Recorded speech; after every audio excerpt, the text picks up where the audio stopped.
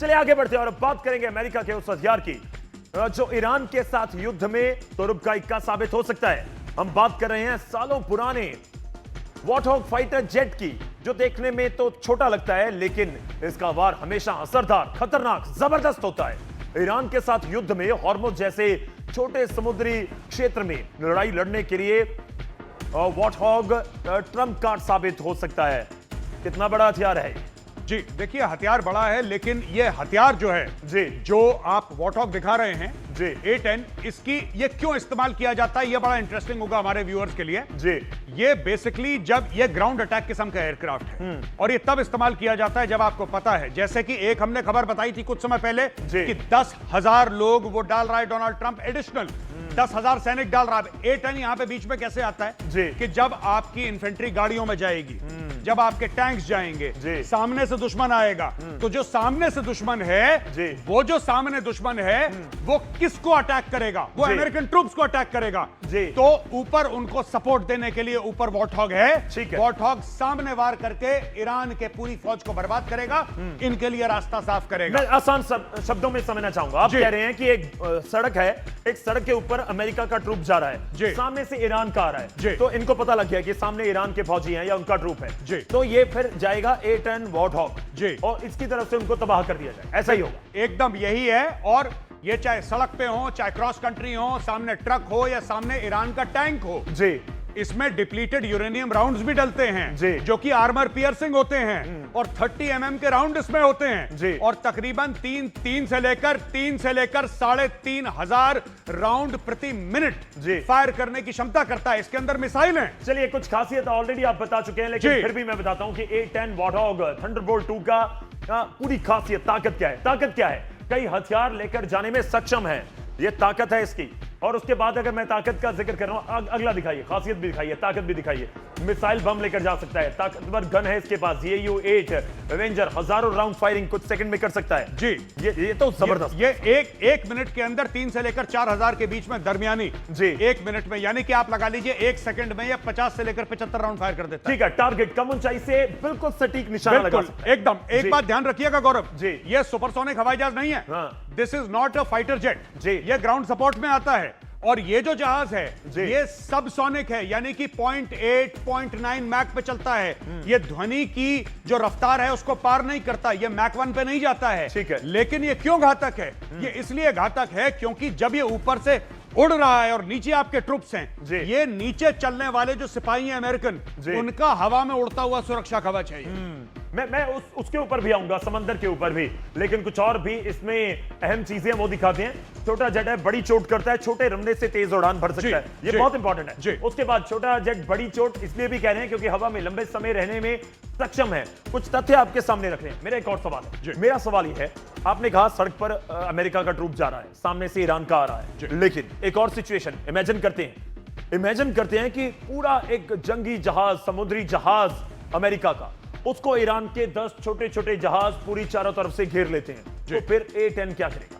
नहीं, देखिए, वो ऐसा इसलिए नहीं होगा क्योंकि अमेरिका का अगर बड़ा जंगी जहाज है तो वो कभी आइसोलेशन में ऑपरेट नहीं करेगा, उसके आसपास पूरा इकोसिस्टम होगा। ठीक है। अगर हम बात करते हैं USS एब्राहम लिंकन की, तो उसमें 14-15 जहाज उसके आसपास हैं, नीचे पनडुब्बी है, ऊपर उसके ड्रोन हैं, तो पूरा एक इकोसिस्टम चलता है। अकेला जहाज कभी नहीं जाएगा हमला करने के लिए, अकेला जहाज। लेकिन अगर आप सिनेरियो पेंट करते हैं तब मैं आपको बता देता हूं कि अगर ऐसा हो गया भाई जी, फर्ज कीजिए हो गया, चलो मैं इब्राहिम लिंकन ना सोचूं, उससे कोई छोटा जहाज हो जो गिर जाए, चारों तरफ से गिर जाए ईरान से, तो फिर क्या हो?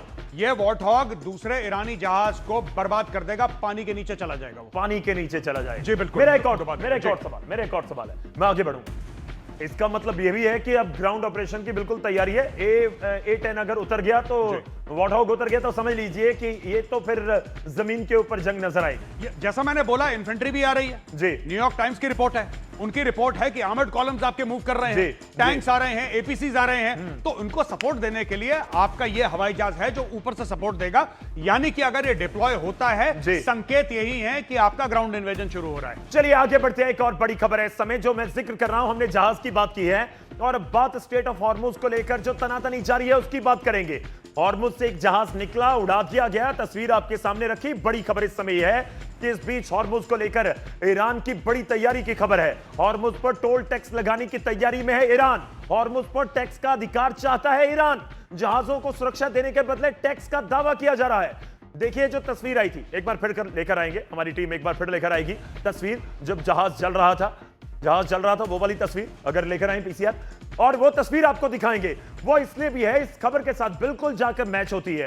ये तो बिल्कुल साफ साफ निकल रहे हैं जहाज, लेकिन जिसने निकलने की हिमाकत की बिना परमिशन के, बिना टैक्स दिए, ईरान से बात किए बिना, तो उसके बाद उसका हश्र क्या हुआ, वो तस्वीर सब कुछ बयान कर रही थी। वो आ चुकी है, वो तस्वीर आ चुकी है जी। और यही तैयारी है, तैयारी का एक पार्ट है। पर एक और बात मैं ऐड करना चाहता हूं गौरव, देखिए इससे क्या होगा कि जो इंश्योरेंस प्रीमियम है वो बढ़ जाएगा जी, क्योंकि हर एक जहाज जितना भी माल जाता है पूरा का पूरा इंश्योर्ड रहता है जी, उसका इंश्योरेंस रहता है। इससे क्या होगा कि एक तो आपके जितने भी टैंकर हैं वो आपसे दुगना रेट चार्ज करेंगे कि साहब हमारे जानो माल को खर्चा है, पहली चीज। दूसरी चीज, इंश्योरेंस कवर इसका बहुत बढ़ जाएगा, यानी कि ओवरऑल कॉस्ट ऑफ ऑयल बहुत बढ़ने वाली है। अगर ऐसे 2-3 जहाज और टारगेट कर दिए ईरान ने, तो दुनिया का जो 20% ऑयल सप्लाई है जो हॉर्मुज से जाता है वो और ज्यादा खतरे में पड़ जाएगा गौरव।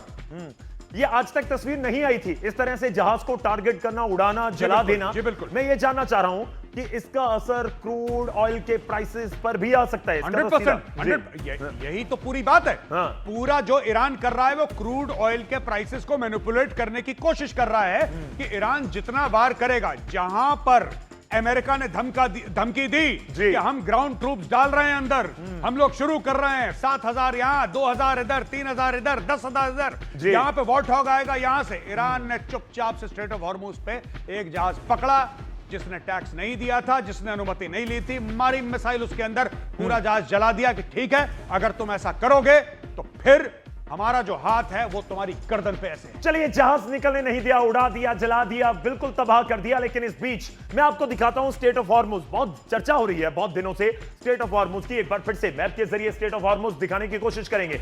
और हॉर्मुज के आसपास इस समय जो बहुत शांत समंदर में जहाज निकल रहे थे जी, मेजर गौरव आर्या जी, अब वही सबसे ज्यादा आप कहिए कि डरावना, भयानक, खौफ वाला रूट बन चुका है इन जहाजों के लिए। जी बिल्कुल।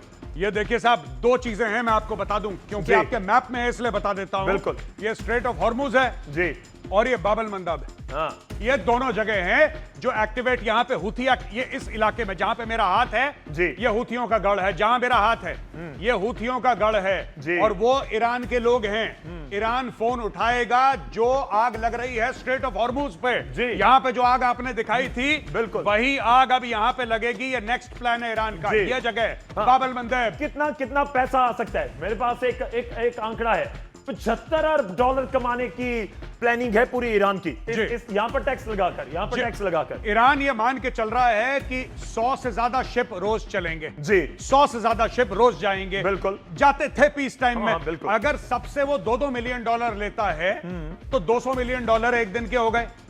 ऐसा ईरान सोच रहा है जी, ऐसा उसका कैलकुलेशन है। ठीक है। ये होता है नहीं होता नोबडी नोज, लेकिन ये ईरान का कैलकुलेशन है कि अगर 100 जहाज जाएंगे तो 200 मिलियन डॉलर रोज का, तो आप महीने का और साल का लगा लीजिए, वैसे कैलकुलेट कर रहा है ईरान। चलिए, एक और मैप भी आ गया, आप इसको भी थोड़ा समझा दीजिए। अब बात यह है कि अगर बिल्कुल ब्लॉक ही कर दिया गया स्टेट ऑफ हॉर्मुज तो उसके बाद क्या होगा? क्या ये लाल सागर वाला, बाब अल मंदब वाला कोई रास्ता है जिसको इस्तेमाल किया जा सके? नहीं, बिल्कुल गौरव, ये देखिए रास्ता है जी, ये रास्ता बिल्कुल है और उसमें कोई डाउट नहीं है। लेकिन एक बात बताइए, इस रास्ते का सऊदी अरब इस्तेमाल कर लेगा, ठीक है, कोई डाउट नहीं है, बिल्कुल करेगा। लेकिन इस रास्ते का इस्तेमाल ओमान और यूएई कैसे करेंगे? ये देखिए, ये ओमान है, अगर ये यूएई है तो ये अपना तेल पहले सऊदी अरब के थ्रू यहां से लेकर आएंगे, फिर यहां से लेकर जाएंगे। वो कैसे इस्तेमाल कर सकते हैं? मतलब वो तो इस्तेमाल नहीं कर पाएंगे। जमीन से तो तेल लाना संभव नहीं है, फिर तो वो यूएई से सीधा ओमान होकर बाहर आ जाएंगे। अगर पाइपलाइन है जी तो संभव है, अगर पाइपलाइन नहीं है तो फिर कैसे? ट्रकों में भर के ले जाएंगे। अब इतना तेल आप ट्रकों में भर के ले नहीं जा सकते, तो ये इनकी प्रॉब्लम है। चलिए, कुछ और भी आपके सामने तथ्य रखते हैं। प्रॉक्सी नेटवर्क से कंट्रोल करने की एक रणनीति बनाई जा रही है।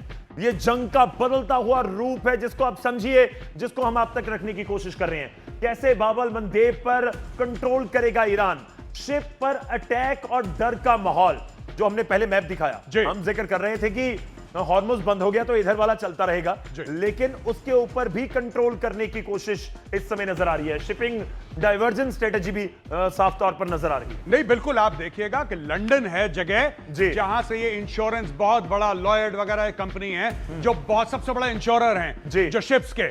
आप वहां पे देखिएगा इंश्योरेंस के रेट बढ़ेंगे। इस अटैक के बाद आपने इमेज दिखाई थी शिप की धुआं धुआं हो रखी है। अब आप देख लीजिएगा जो शिप वहां से जाएगा उसका इंश्योरेंस का प्रीमियम बढ़ जाएगा। फिर पैसे का खेल, पूरा पैसे का खेल साफ तौर पर नजर आ रहा है। जिस तरह से जंग इस समय अगले पड़ाव पर कहिए या फिर कहिए कि और भयानक होती हुई नजर आ रही है। ये जो बात हो रही है कि सीज फायर हो जाएगा, सीज फायर हो गया, 10 दिन 5 दिन हो कुछ नहीं रहा। जी चलिए रुक रहे हैं, बहुत छोटे से ब्रेक।